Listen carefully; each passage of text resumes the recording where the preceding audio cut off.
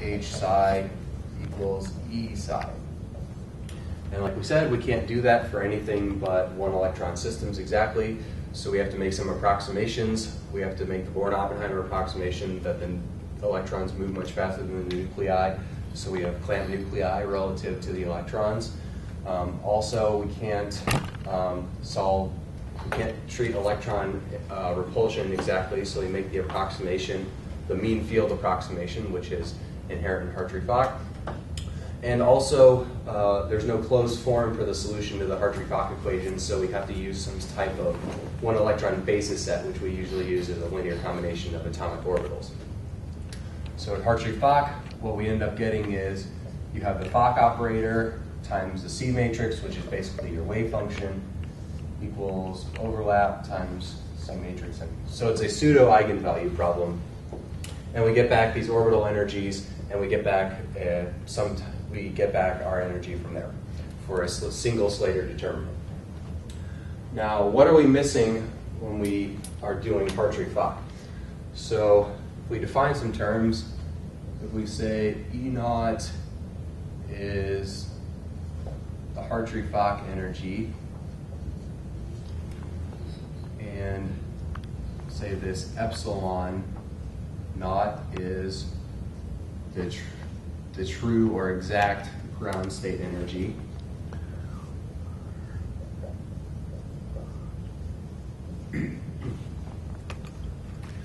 So what we have beyond this is called electron correlation.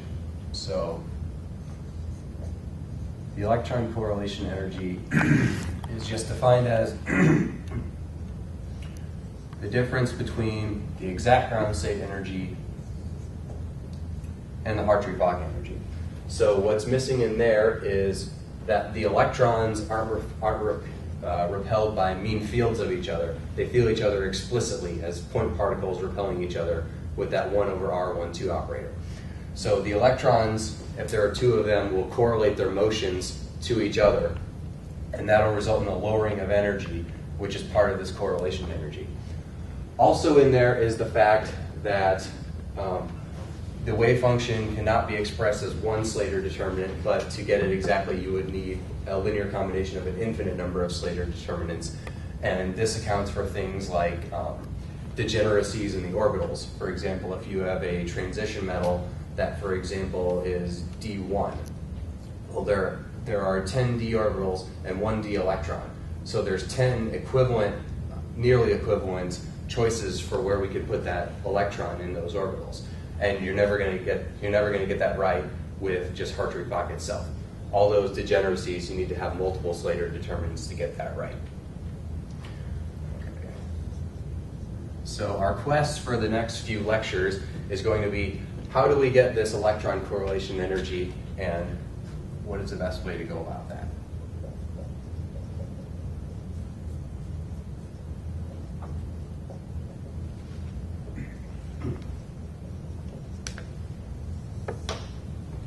Okay, so there's several approaches that people use to try to get this correlation energy.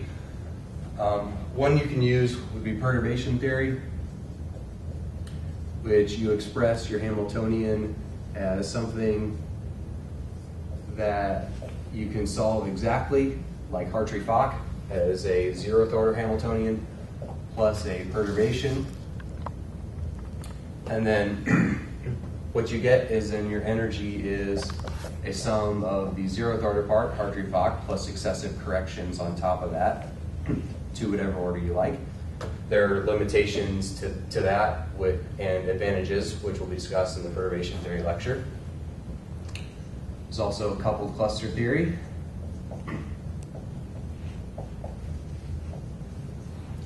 which, so we'll call this phi naught is our, I guess, our correlated wave function, which is better than our reference Hartree-Fock wave function.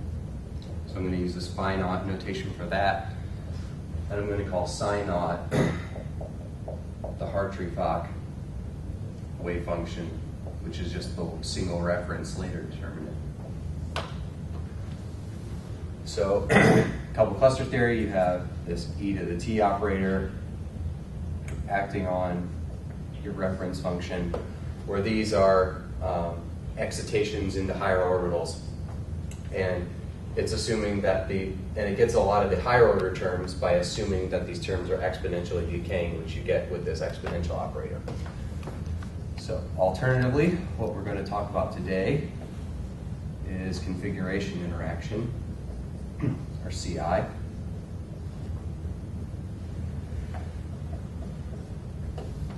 Which is, we're going to take a linear combination of Slater determinants, just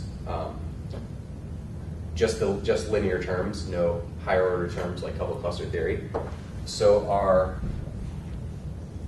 wave function will look something like the Hartree-Fock wave function plus all possible single excitations, which is A, R,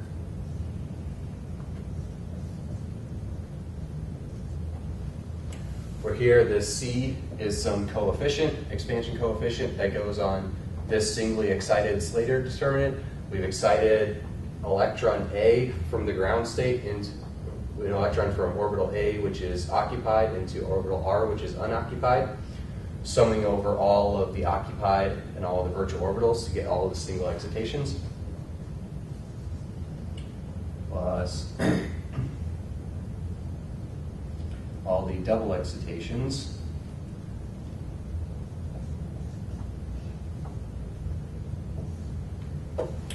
so now we're exciting every unique pair of two electrons from two occupied orbitals into every unique pair of two virtual orbitals, indicated by that sum there. And then this just keeps going on and on, all the way up until we get excite all n electrons at the same time.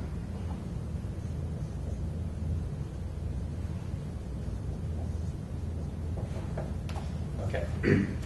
So that's the form of what our wave function is going to look like. So if we take this all the way up to n electron excitations,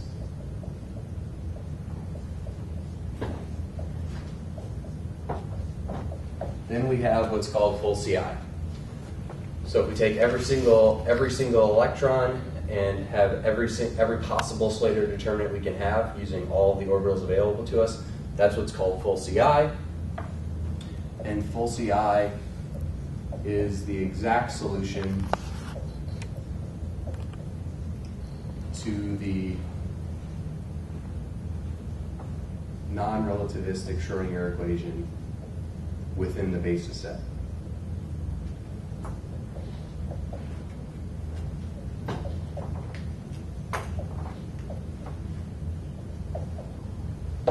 So once I specify a molecule and a basis set, full CI is the exact answer for that molecule within that basis set. You can't do any better within the non-relativistic Schrodinger equation and within the Born-Oppenheimer approximation. Okay, if we truncate that at some lower order, so if we only do single excitations, then we have what's called CIS, double excitations, CISD, and etc. We have CISDT, and then that would continue all the way up to full CI. Okay. Anybody have any questions thus far? Yes? Can you explain how excitation accounts for correlation? Sure. So let's imagine we have a system. Let's imagine we have H2. So we've got H and H. So if I give you a basis set that has two sets of s orbitals and one set of p orbitals. So the ground state for this system is just going to be both of these electrons are going to be in the 1s orbital, right? That's what H2 is. But But these electrons, what they're feeling is actually not the just repulsion, average repulsion of these charge blobs here. They're feeling an explicit repulsion of each other. So you can imagine if electron 1 is here, electron 2 is more likely to be over on this side of the molecule. Whereas if electron 1 is up here, electron 2 is probably more likely to be down there. So higher these other wave functions, these other Slater determinants. For example, you can imagine a Slater determinant where we excite both of these electrons up into p orbitals. So these p orbitals will mix with those s orbitals, and you might get an orbital that's kind of distorted this way. So now, if we have electron 1, which is more on this side of the molecule, electron 2 can respond by being more on this side of the molecule. So by mixing in all of those possible excited states and all of those Slater determinants, you allow the flexibility for the electrons to avoid each other whenever they would have gotten close in Hartree-Fock. It's not the simplest thing to visualize, but if you think about it for a while, I think you'll be able to convince yourself that adding in things that look like this, or other ones where they can be far away from each other, that'll actually help the electrons avoid each other, and that's where this lowering of energy in this electron correlation comes from. Okay, any other questions? Okay, let's continue. All right, so the actual procedure you use for this. So like I said, we're taking this expansion of all these different Slater determinants of different excitation levels, and we want to use, basically, we're using the Slater determinants here as our basis functions. So we have our Hartree-Fock orbitals already, but now our basis functions are the Slater determinants, and we want to solve for the coefficients on them. So basically what this amounts to is your Hamiltonian is expressed in the basis of these Slater determinants, and then we're going to basically just diagonalize that Hamiltonian matrix and get the lowest eigenvalue from that to be our ground state.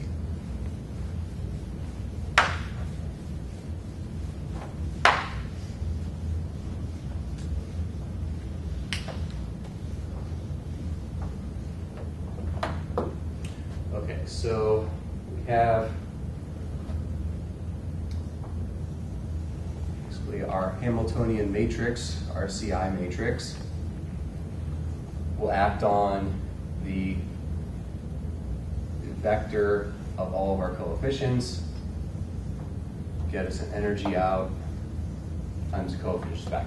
So it's just an eigenvalue problem, just like you see in other eigenvalue problems. This is just discrete quantum mechanics.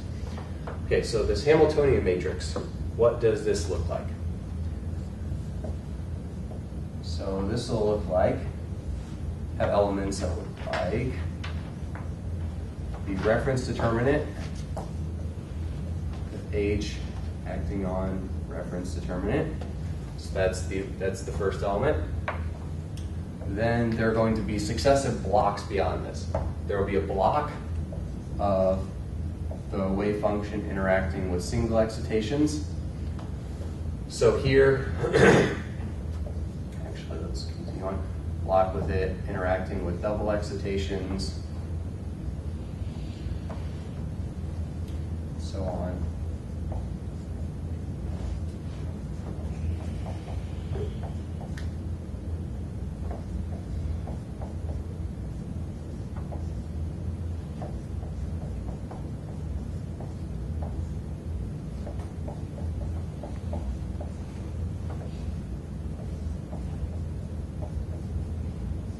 So this continues on all the way to n-fold excitations, etc.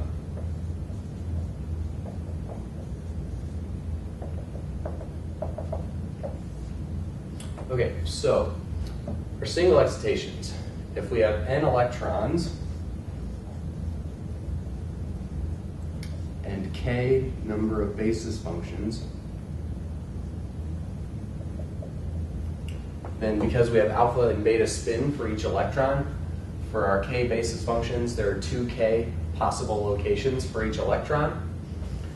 And there are N orbitals which are going to be occupied. So the number of single excitations we have is going to be N choose 1 times 2K minus N choose 1. So this notation, in case you're not familiar or forgot, basically equals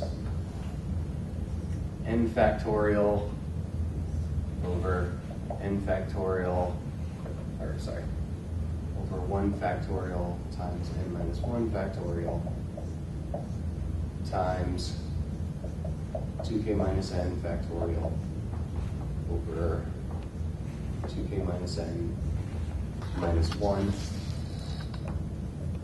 factorial times 1 factorial. Okay, so very quickly this is going to become an enormous number because we've got factorials going on here. It's going up very quickly with the number of electrons you have, and it's going up even quicker with the number of basis functions you have. So if you have something like that you think is small, like a water molecule, so you have 10 electrons, and let's say you have some double zeta basis set where you have about 40 basis functions, then you have on the order of somewhere like between 10,000 and 100,000 Slater determinants, possibly.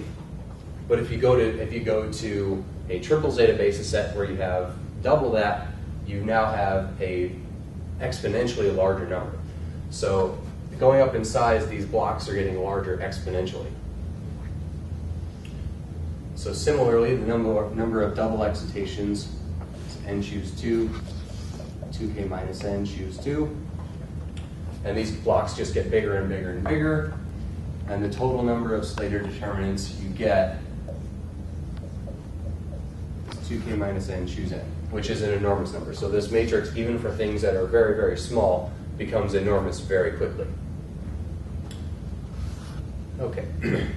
So our task basically amounts to finding out what these matrix elements are and diagonalizing this matrix, and the lowest eigenvalue is going to be our ground state energy. Okay, so to evaluate these, we're going to need to know how to figure out the energy of Slater determinants. So for that, we'll use something called Slater's rules, which I'm not going to derive, but I'll state for the sake of brevity. So if we have two Slater determinants which are exactly identical, so you can imagine for every pair of orbitals they're the exact same electron, then that matrix element is going to look like sum over I, our one electron operator, which has the kinetic energy and nuclear potential terms, plus 1/2 sum over I and J, the anti-symmetrized 2 electron integral. So the Coulomb and the exchange terms for all of the electrons. This is the exact same expression we got for the Hartree-Fock ground state, because the Hartree-Fock ground state energy is just this element here. Okay, if we differ by 1 electron, so let's say we have Mn, and here we have En. So this electron is in orbital M here, and orbital P there. So here our 1 electron term is down to a single element, HP, and our 2 electron term is down to a single sum. We have Mi, Pi. Okay, and if we go down to the case where 2 electrons are different, we're left with just our 1 electron terms are gone, and all we have left is one 2 electron integral, which looks like that. And if they are 3 or more electrons different, that will evaluate to 0. Okay, so what we'll see here is in for example, singles mixing with doubles. So if there's a lot of terms in there that are only one electron different, you'll have a lot of terms that look like that. If our ground state mixing with doubles, those will all be 2 electrons different. So you get a lot of terms that are just this 1-2 electron integral. Then anything triples and beyond, all of those are not going to mix directly with the ground state, because the triple excitations and further are more than 3 electrons different than the ground state. So those elements are all going to evaluate to 0. So the question you might have is then, well, why do we need triple and quadruple and higher order excitations if they don't mix with the ground state? And the answer to that is, well, they still couple. For example, the triples will couple with the doubles, and the doubles can couple with the ground state. So it's this kind of very tiny working its way down the matrix coupling where those higher order terms are important. But what we'll see is by far the doubles and then singles will end up being the most important terms. Okay, so let's take a case and try to evaluate some of these matrix elements, or see what this might be. Okay, so the example we're going to use is minimal basis H2. So that just has one s orbital on each of the hydrogens. So I have H, H. Okay, we have just 2 electrons in there. So our orbital diagram is just 2 levels. The ground state is just both of them in the sigma g orbital, ground state. Then, using our notation that we developed earlier, if we take this down electron and excite it up to the higher orbital, then we have this psi 1 bar, there's a 2 bar. We could also excite that going up, bar to 2. We could excite the other electron going up. We could excite that electron going down, 2 bar. Or we could simultaneously excite both of them, which would be 1 to 1 bar, 2 to 2 bar. Okay, so in this case, since we have a very, very small basis set and a small number of electrons, you'll see that there are only 6 possible Slater determinants. So we want to see, so in principle, we would include all 6 of these, and our CI matrix would be 6 by 6 for the full CI matrix. But before we do that, we can actually exclude some of these for some reasons that I'll mention now. So if we have different spin symmetries than we started off with, so our ground state is a singlet. So if we have a triplet or something, or anything that's not a singlet, that's not going to mix with our ground state determinant, because when you integrate out the spins, you're going to get 0 for that matrix element. So anything that's a triplet is going to be eliminated. So that's singlet, triplet. Okay, so these 2 are gone because they're triplets. We're going to ignore them. We're only concerned with the ground state energy right now. So those 2 are not going to mix because they are triplets. Similarly, the ground state is of Gerada symmetry. You have 2 electrons that are in a sigma g orbital, so G times G gives you a G ground state. So the G ground state is not going to mix with an Gerada excited state. So here we have 1 in G and 1 in U. G times U gives us a U. So this state has the wrong symmetry and will not mix with our ground state. That one is also gone. Similarly, this one has G times U, which gives us U symmetry, which will not mix. So the only thing we have left is this double excitation over here. So if we can figure out how our ground state is coupled to this double excitation, then we will know exactly what the CI energy is. Trent, if I could interrupt with one minor comment. Yes.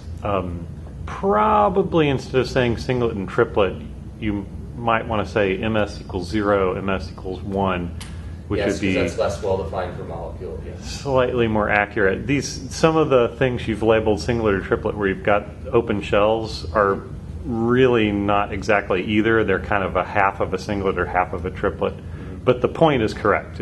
They don't contribute because they don't have the right symmetry.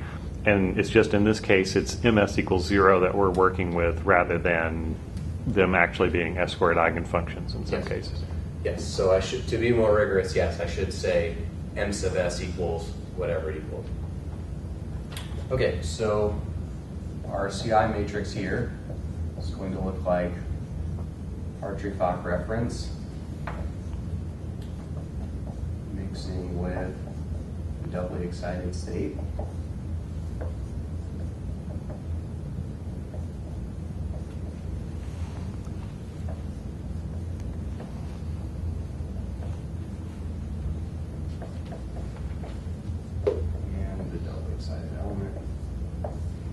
Okay, so we need to figure out what these four matrix elements are, and then diagonalize this matrix and take the lowest eigenvalue, and that will be the answer for our ground state energy. Okay, so let's evaluate these elements one by one.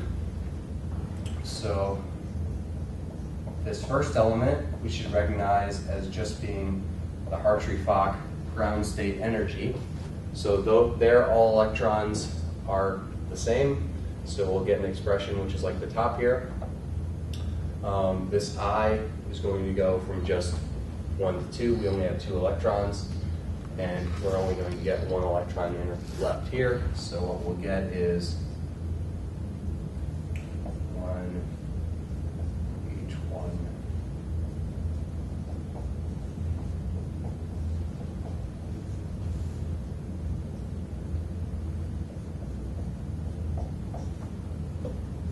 Okay, so to use some shorthand, this first element here, the kinetic energy and electronic nuclear attraction of orbital 1, we're going to call H11. Once you integrate out the spin, that is the same as well. And here, if we expand this into both of the terms, we get 1 bar, 1 bar, minus the exchange term of that. Okay, so in this case, we have the spins are correct here, the spins are the same here. So we call this J11, which is the repulsion of 2 electrons, both in orbital 1. Here, the spins of electron 1 are different on each side, and electron 2 as well. So that cancels out and goes to 0. So what we're left with for this one is just 2H11 plus J1. Okay, for the exciteds, for the matrix element over here,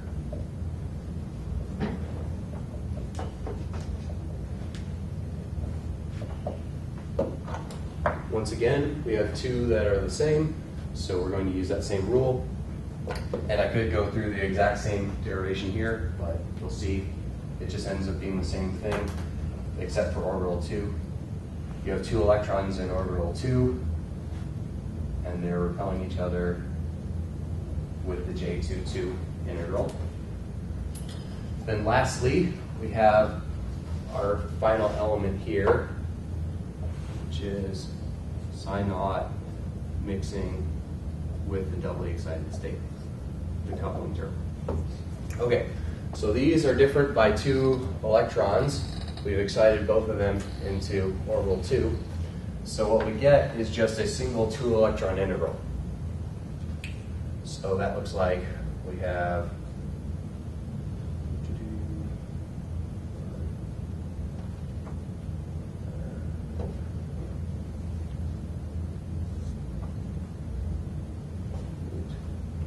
just make sure I got that right.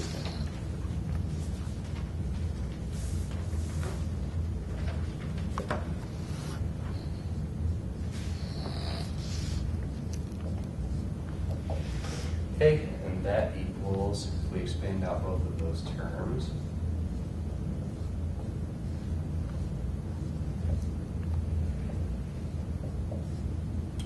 here the spins are correct. Electron 1 is alpha on both sides, electron 2 is beta on both sides. So this is an exchange integral of orbitals 1 and 2. That's K12. Here the spins are not correct, so that goes to 0. So our coupling term here is just K12.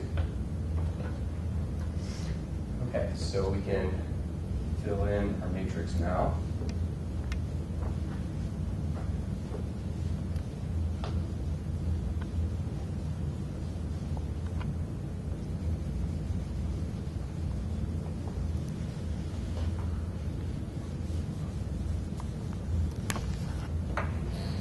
So our matrix becomes 2H11 plus J11, K12, K12.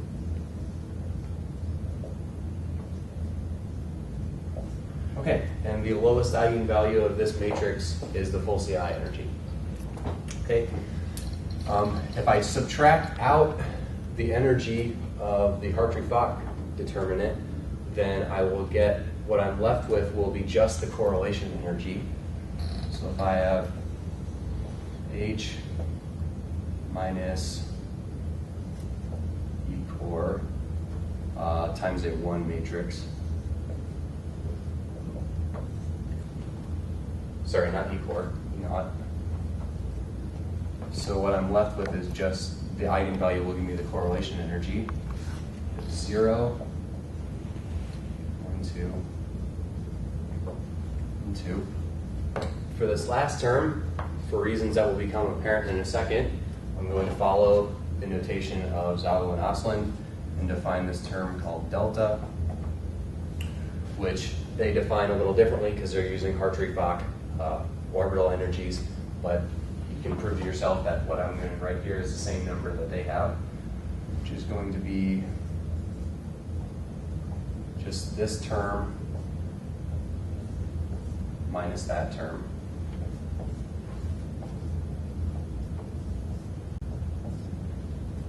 So that's going to be called 2 delta. Okay, computationally for matrices larger than this, there are several algorithms you could use. For something as simple as 2 by 2, there are a myriad of things which you can even do by hand. So for the sake of demonstration, I'm just going to do secular determinant. So this minus E core,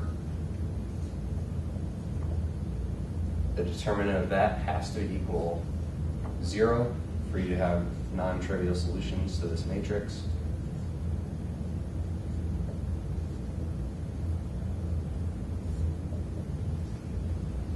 Okay, so if I expand this out, I get minus E core 2 delta minus E core.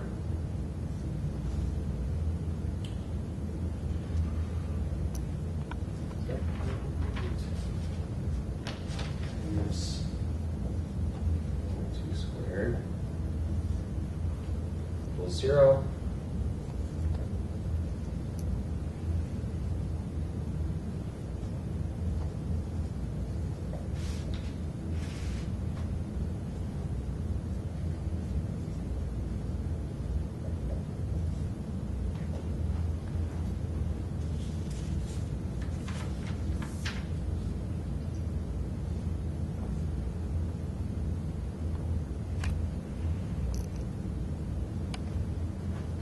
Okay.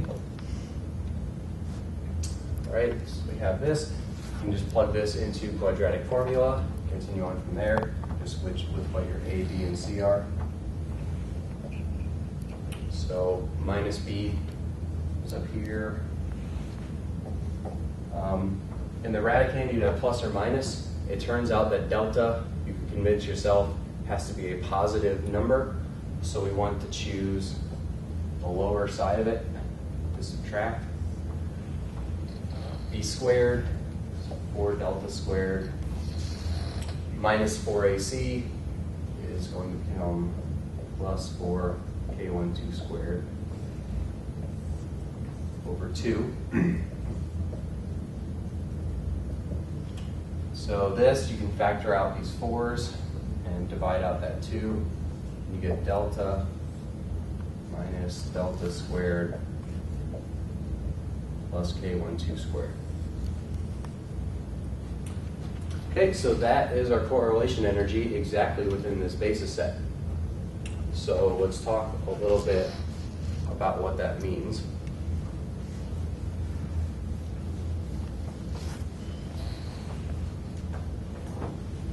So for our ground state,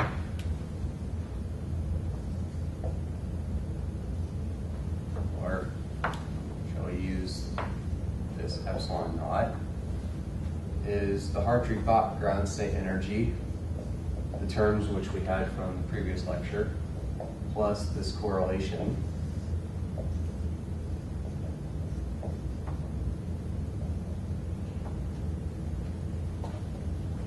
Which is this here. So,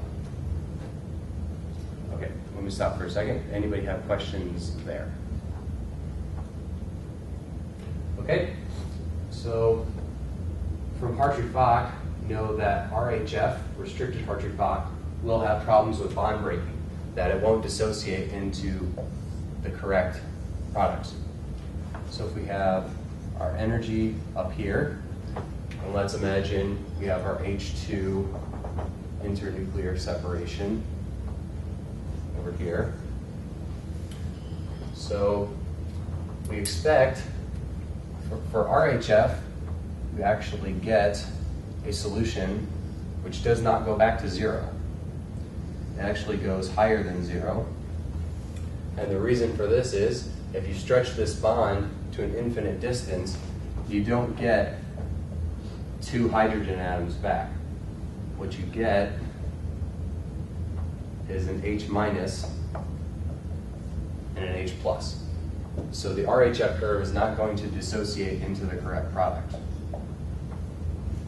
You can fix this with UHF to some extent, but there are other problems with doing unrestricted Hartree-Fock. So that's the UHF curve. But if we throw in our full CI solution here, you'll get something which has different well depth and decays more slowly out with the distance. And full CI not only includes the electron correlation, but completely fixes the problem with RHF. Because if we take the limit that these two are very far away from each other, this delta here, like I defined earlier, is basically the difference in energy between that doubly excited state and the Hartree-Fock ground state. So it's kind of an effective band gap, you could say, very hand-wavingly.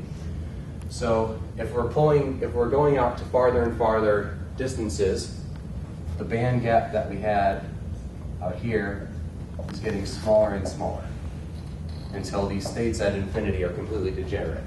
And if we look at, so this delta at infinite separation is 0. So delta of R equals infinity equals 0. So what is our correlation at R equals infinity? It's going to be 0 minus 0 squared plus K12 squared. So that correlation, you can see, is just going to become this exchange integral. Now, why is this going to be important? So we add this to our Hartree-Fock ground state.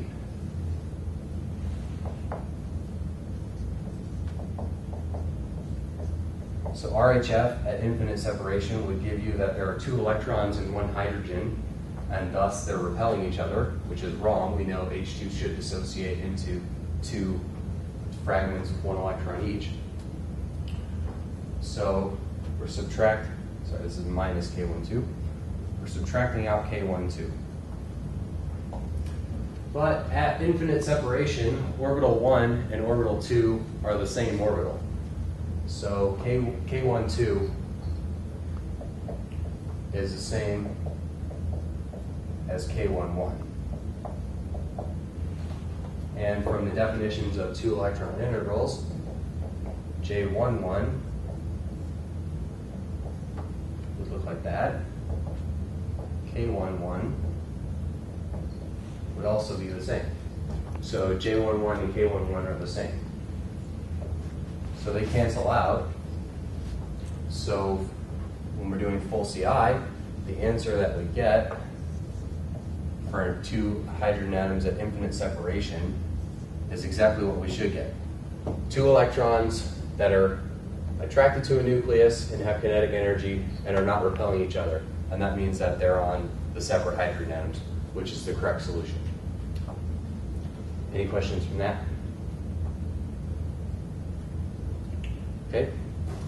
Don't know how I'm doing on time, but We're about 7 till, so you got a few more minutes if you got one last topic. okay. Yeah, just one last comment we'll talk about rather quickly. Okay, so that's the full CI solution for H2. You can see how we get correlation energy and you fix some long-range problems with RHF. So full CI is very, very expensive. The scaling for full CI is on the order of n factorial, where n is your number of electrons. And so that's exponential. It's also exponential for,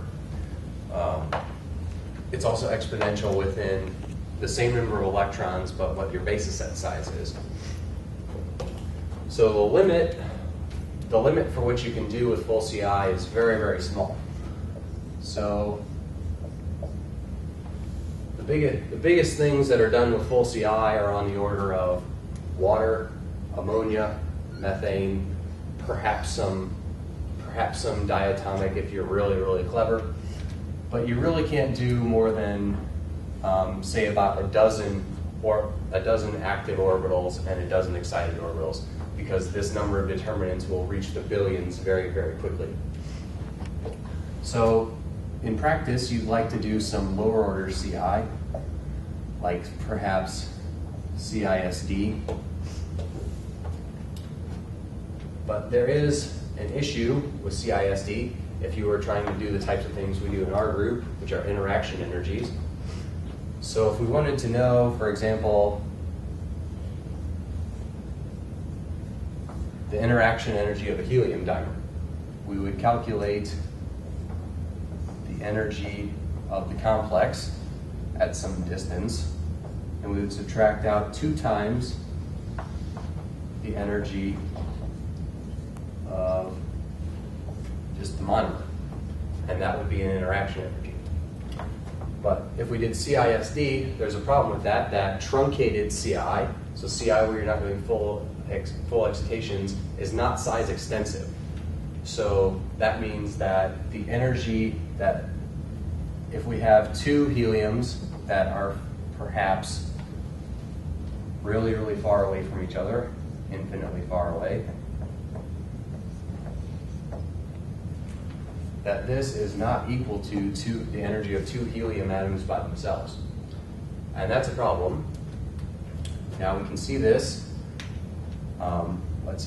Let's for example suppose that we give 2 s orbitals to each helium. Okay, so when you only have the 1 helium, you have 2 electrons. And if you're doing 1 helium, CISD is full CI. You have all the excitations available to you. If you have the dimer, you have 4 electrons. So this is not full CI, this is truncated in the dimer. Now, these 2, you can have excitation to the excited state that are independent of each other, and that's the way it should be. So for the energy of these 2 here, you can have times where they're both simultaneously excited, like that. But for the dimer here, if I get the energy I want from exciting these 2 electrons here, now I've already done a double excitation, and I can't excite the electrons over here. And in the dimer, I'm allowed, and in the monomers, I'm allowed to do that because they're independent of each other.